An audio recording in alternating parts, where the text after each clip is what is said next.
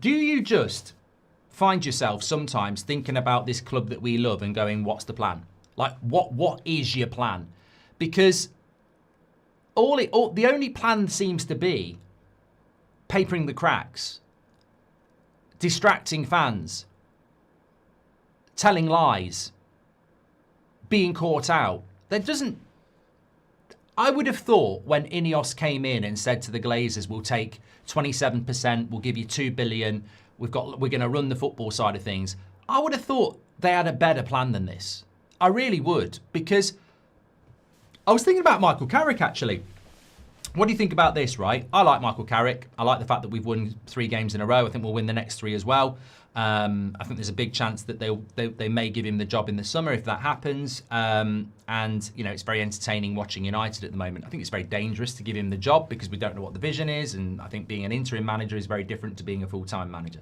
However, taking it away from that, are you telling me when INEOS got hold of Man United, after 2 years, their plan was to stumble upon an ex-player who'd managed Middlesbrough and a bunch of out-of-work coaches, and that was the plan? You know what I mean? I sort of think, well, I've got no problem if Michael Carrick gets the job because he wins a load of games, but it still puts a focus onto the ownership and says, so you basically bought 25% of the club with a vision to rebuild the club, and 2 years in, you're stumbling on an ex-player with very little experience and a bunch of unemployed coaches, and that's the plan.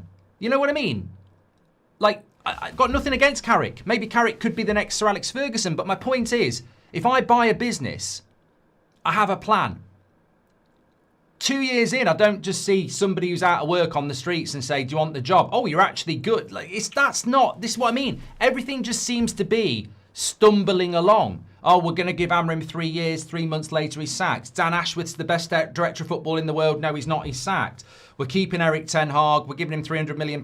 No, we're not. He's sacked. It's like, this has got nothing to do with Carrick getting the job. What I'm talking about here is similar to the Mainu story coming out. There's no structure. There's no vision. There's no plan. It's like stumbling along. And if Michael Carrick gets the Man United job and becomes the next Sir Alex Ferguson, I'll still say this in 20 years' time. No credit goes to Jason Wilcox, Sir Jim Radcliffe, Omar Barada, because you cannot take credit for stumbling over your own shit into a bloody gold mine. Like, you can't. If Michael Carrick was the plan, why was he not the plan 18 months ago? If Michael Carrick was the plan, why didn't you give him the job after Eric Ten Hag? You've stumbled on this. And that's scary. That's scary that we have an ownership that just hasn't got a bloody clue, hasn't got a plan, and might stumble into something that works, but they should be strategically walking into that position, if you know what I mean. So I do just despair. Like, they're clueless. They're absolutely clueless. And I hope Michael Carrick succeeds. And if he gets the job, I hope he succeeds. And I do like Michael Carrick, but this wasn't the plan from INEOS. This wasn't what they were talking about 2 years ago. This wasn't what they were talking 3 months ago. This was not the plan. So I suppose in a way that suggests that really they shouldn't be recruiting Michael Carrick. They should have a better plan than that. But I genuinely don't think they do. I don't think they do. I don't think they know what they're doing. I think they're stumbling along, making it up as they go. And I think they probably will give it to Michael Carrick, to be honest with you. They probably will. But no, I just wanted to get those two things off my head because I think it's like, I do think there's a lot of opinion out there. I do think there's a lot of debate and a lot of good debate. I think there's a lot of good conversation. But I do find myself, and I'm sure you do as well, constantly thinking, is this the plan? And look, we've been down this road so many times. We've seen this movie so many times before. You wake up, you see the Mainu story, and you go, that's just from the club. That's from the club. Hey, maybe put this out there. If we hadn't sacked Amrim, Mainu would be gone. No, he wouldn't. Well, he would. Amrim didn't like him, but he wouldn't, would he? Because the last game Matt Amrim could use him, he used him for half an hour in the game. He changed the game. And then he probably would have started him, but he got injured for a month. And then you sacked him.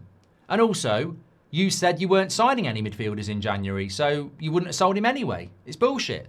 I'm sure Mainu was talking to Napoli, but we would have said no. So why are you putting it out there now after a transfer window where you were shit? Oh, could it be distraction? Could it be popularist bullshit to make yourself look good? Oh, that's not like Man United, is it? It's not like Man United to put out distracting positive stories to make other people look like idiots and themselves look good. You have to scrutinise it. Some people don't, but I think you do.